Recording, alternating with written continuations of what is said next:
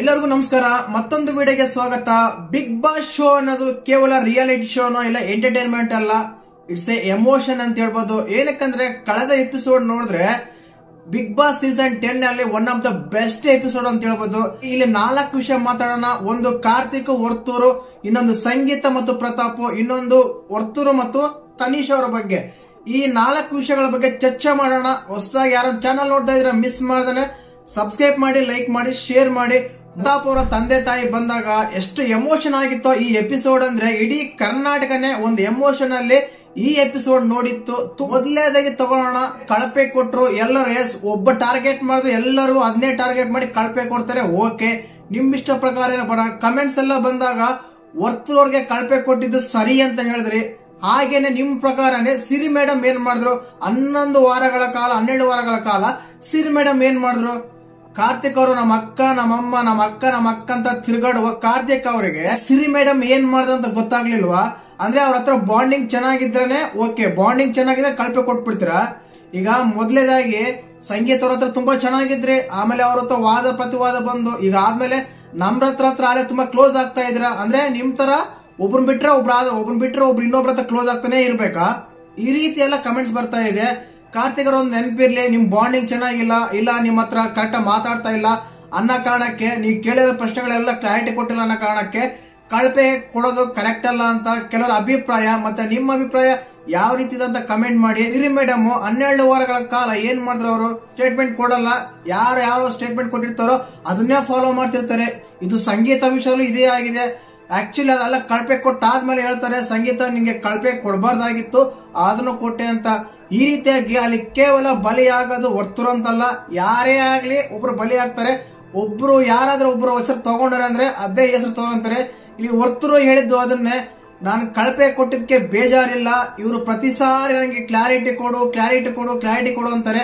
ಈಗ ಎಕ್ಸಾಂಪಲ್ ಆಗಿ ಹೇಳ್ತೀನಿ ನಾನು. ಇದಕ್ಕಿಂತ ಮುಂಚೆನೆ ಹೇಳಿದೆ, ಹೊರಗಡೆ ಯಾರ ಹತ್ರ ಫ್ರೆಂಡ್ಶಿಪ್ ಇದೆ ಅಂತ ಹೇಳಿದ್ರು. ಅದಾದ್ಮೇಲೆ ಸಂಗೀತ ಹತ್ರ ಬಂದ್ರು, ಸಂಗೀತ ಹತ್ರ ಫುಲ್ ಕ್ಲೋಸ್, ಫ್ರೆಂಡ್ಶಿಪ್ಗೆ ಮಿಕ್ಕಿದ ಮೀರಿದ ಒಂದು ಸಂಬಂಧ ಬೆಳೆದಿತ್ತು ಅವ್ರ ಮಧ್ಯೆ. ಅದಾದ್ಮೇಲೆ ಅವ್ರ ಹತ್ರ ಜಗಳ ಆಡ್ತಾರೆ, ಸಂಗೀತನೇ ಸರಿ ಇಲ್ಲ ಅಂತ ಹೇಳ್ತಾರೆ. ಸಂಗೀತ ದೂರ ಆದ್ರೆ ನಾನು 0 ಆಗ್ತೀನ ಅಂತಾರೆ. ಈಗ ಅದ್ ಬಿಟ್ಬಿಟ್ಟು ಬೇಕಂತಾನೆ ಈಗ ನಮ್ರತ ಹತ್ರ ತುಂಬಾ ಕ್ಲೋಸ್ ಆಗ್ತಾ ಇದಾರೆ. ಲಾಂಗ್ ಡ್ರೈವ್ ಹೋಗೋಣ, ನಾವಿಬ್ರು ಡೇಟ್ ಮಾಡೋಣ ಹಾಗೆ ಈಗ ಅಂತ. ಇವರ ಪ್ರಕಾರ ಒಬ್ರ ಹತ್ರ ಆದ್ರೆ ಒಬ್ರ ಹತ್ರ ಕ್ಲೋಸ್ ಆಗಿರ್ಬೇಕಂತ. ಆಕ್ಚುಲಿ ವರ್ತೂರ್ ಅವರು ತನೀಶ್ ಹತ್ರ ತುಂಬಾ ಕ್ಲೋಸ್ ಆಗಿದ್ರು.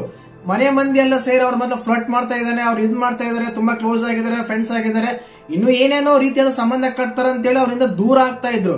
ಇದೇ ಕಾರಣಕ್ಕೇನೆ ಕಾರ್ತಿಕ್ ಅವರು ಪ್ರತಿ ಸಲನು ವರ್ತೂರ್ ಅವ್ರನ್ನ ಇದೇ ರೀಸನ್ ಕೊಟ್ಟು ತಗೊಂತ ಇದ್ರೆ. ಪಕ್ಕದಲ್ಲಿರುವ ಸಿರಿ ಮತ್ತು ನಮ್ರತ ಅವ್ರು ಏನ್ ಮಾಡ್ತಾರ ಅಂತ ಅವ್ರಿಗೆ ಗೊತ್ತಾಗಲ್ಲ. ಈ ರೀತಿ ಆಗ್ತಾ ಇದೆ.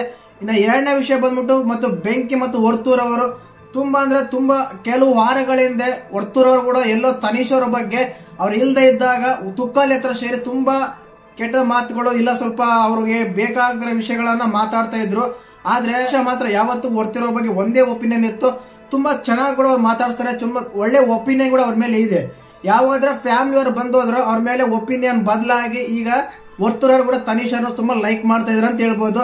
ಬಟ್ ತನೀಶ್ ಅವ್ರು ಯಾವಾಗ್ಲೂ ಲೈಕ್ ಮಾಡ್ತಾರೆ ವರ್ತೂರ್ ಅವ್ರನ್ನ. ನೈಟ್ ಎಪಿಸೋಡ್ ನೋಡ್ಬೋದು, ಚಳಿ ಆಗುತ್ತೆ ಅಂತೇಳಿ ಅವ್ರಿಗೆ ಬೆಡ್ಶೀಟ್ ಗಳು ತಂದು ಕೊಡ್ತಾರೆ. ಅವಾಗ ತುಂಬಾ ಫನ್ ಆಗಿ ಕ್ರಿಯೇಟ್ ಆಗ್ತಾ ಇತ್ತು. ಇನ್ನ ಕೊನೆಗೆ ಬಂದ್ರೆ ಸಂಗೀತ ಮತ್ತು ಪ್ರತಾಪ್ ತುಂಬಾ ಇದೇ ಕಳಪೆ ಕೊಡ್ಬೇಕಾದ್ರೆ ಎಲ್ಲರೂ ಹೇಳ್ತಾರೆ, ವರ್ತೂರು ಮತ್ತು ಪ್ರತಾಪ್ ಈ ಶೋ ಅಲ್ಲಿ ಈ 12 ವಾರಗಳ ದಿನಗಳಲ್ಲಿ ತುಂಬಾ ಎಂಟರ್ಟೈನ್ಮೆಂಟ್ ಆಗ್ಲಿ, ಇಲ್ಲ ಮನೆಯಲ್ಲಿ ಒಬ್ರತ್ರ ಕಲಿಯೋದಾಗ್ಲಿ, ಒಬ್ರತ್ರ ಮಾತಾಡೋದಾಗ್ಲಿ ತುಂಬಾ ಕಡಿಮೆ ಇದೆ. ಆದ ಕಾರಣ ಅವ್ರಿಗೆ ಕಳಪೆ ಕೊಡ್ತೀವಿ ಅಂತ ಹೇಳ್ತಾರೆ. ಈ ವಿಷಯದಲ್ಲಿ ಮಾತ್ರ ಪ್ರತಾಪ್ ಎಲ್ಲ ತುಂಬಾ ಒಳ್ಳೆ ಮೆಸೇಜ್, ಒಳ್ಳೆ ಮಾತಾಡ್ದ ಅಂತ ಹೇಳ್ಬೋದು. ಯಾಕಂದ್ರೆ ಅವ್ರಿಗೆಲ್ಲರಿಗೂ ಮಕ್ಕಳ ಮೇಲೆ ಹೊಡೆದಂಗಿತ್ತು, ಆ ರೀತಿ ಹೇಳ್ತಾ ಇದ್ದು. ಯಾಕಂದ್ರೆ ನೀವೆಲ್ಲ ಒಂದು ಎಂಟರ್ಟೈನ್ಮೆಂಟ್ ಫೀಲ್ಡ್ ಇಂದ ಬಂದಿದ್ದೀರಾ, ನಾವು ಬಂದಿರೋ ಫೀಲ್ಡ್ ಬೇರೆ, ನಾವು ರೈತರ ಕುಟುಂಬದಿಂದ ಬಂದಿವಿ. ನಿಮ್ ತರ ಕಾಮಿಡಿ ಆಗ್ಲಿ, ನಿಮ್ ತರ ಡ್ಯಾನ್ಸ್ ಆಗ್ಲಿ, ನಿಮ್ ತರ ಆಕ್ಟಿಂಗ್ ಆಗ್ಲಿ ನಮಗ್ ಮಾಡಕ್ ಬರಲ್ಲ. ಬಿಗ್ ಬಾಸ್ ರಿಯಾಲಿಟಿ ಶೋ ಅಂದ್ಮೇಲೆ ಕೇವಲ ಎಂಟರ್ಟೈನ್ಮೆಂಟ್ ಮಾತ್ರನಲ್ಲ, ಅವರ ವ್ಯಕ್ತಿತ್ವ ತುಂಬಾ ಇಂಪಾರ್ಟೆಂಟ್ ಆಗುತ್ತೆ. ನಮ್ಮ ವ್ಯಕ್ತಿತ್ವದಿಂದ ನಾವು ಕರೆಕ್ಟ್ ಆಗಿದೀವಿ. ಬಿಗ್ ಬಾಸ್ ಶೋಗೆ ಇದು ಕೂಡ ಒಂದು ಕಾರಣ ಆಗುತ್ತೆ ಅಂತ ಪ್ರತಾಪ್ ಅವರು ಉತ್ತರ ಕೊಡ್ತಾರೆ. ಇದೇ ಕಾರಣಕ್ಕೆ ಸಂಗೀತ ಅವ್ರದ್ದು ವಾದ ಮಾಡ್ತಾರೆ. ಅಲ್ಲಿ ಆಕ್ಚುಲಿ ಸಂಗೀತ ಎಲ್ಲ ನಮ್ರತ ಕೂಡ ವಾದ ಮಾಡ್ತಾರೆ. ಆದ್ರೆ ಸಂಗೀತ ಪ್ರತಾಪನವರ ಸೈಡ್ ಕರ್ಕೊಂಡೋಗಿ ಹೇಳ್ತಾರೆ, ಈ ತಿರತ್ತೆಲ್ಲ ಹೇಳ್ಬಾರ್ದು ನೀವು. ಏನಕ್ಕಂದ್ರೆ ಅಲ್ಲಿ ಇರೋದೇ ಎಲ್ಲರ ಎಂಟರ್ಟೈನ್ಮೆಂಟ್ ಫೀಲ್ಡ್ ಇಂದ ಬಂದಿರೋರು. ರೈತರಂತ ಬಂದಾಗ, ಕಾಮನ್ ಮ್ಯಾನ್ ಅಂತ ಬಂದಾಗ ಪ್ರತಾಪ್ ವರ್ತೂರೇ ಕಾಣ್ತಾರೆ, ಬೇರೆಯವ್ರು ಯಾರು ಕಾಣಲ್ಲ. ಅದಾದ ಕಾರಣ ಸಂಗೀತ ಅವರು ಆ ತರ ಎಲ್ಲ ಹೇಳ್ಬಾರ್ದು, ಇಲ್ಲಿ ಎಲ್ಲರೂ ಒಂದೇನೆ, ಎಲ್ಲರೂ ಸೇರಿಸಿ ತಾನೆ ಒಂದು ಶೋಗೆ ಬಂದಿರೋದು ಅಂತ ಹೇಳ್ತಾರೆ.